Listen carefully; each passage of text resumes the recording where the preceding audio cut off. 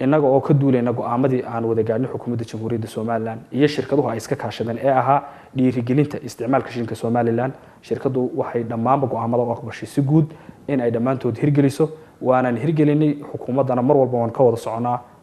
arrimaha lagu tayanayo shilinka Soomaaliland isticmaalkiisa muwaadin iyo macmiilba aan wada dhiirigelin isticmaalka shilinka Soomaaliland shirkad ahaan mar walba waxaan diyaar u nahay anaga oo go'aamadii xukuumadda aanu isla qaadanay inaan ka wada shaqeynayna sidoodina loo wada hirgelinayo in aynu dhiirigelino isticmaalka shilinka Soomaaliland oo dhamaanteen inaynu shilinkeena aynu wada isticmaalno madaxa suuqgeynta shirkadda Telesom dhinaca kale waxa uu bulshada Soomaaliland ugu bushaareeyay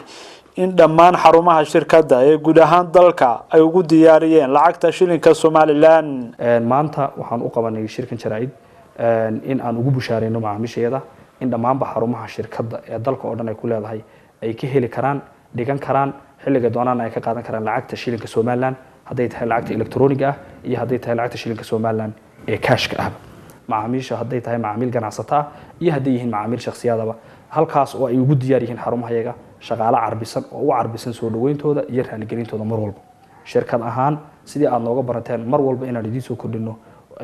adeeg hufan oo cusub isla markaana ka turjumaya baahida macaamiishana ay qabaan lana jaan qaadaya suuqyada Jamhuuriyadda Soomaaliland mar walba shirkadu waxay diyaar u tahay inay idin soo kordhiso adeegyo cusub oo casri ah idinkana baahi aad qabteen idinka dabooli doona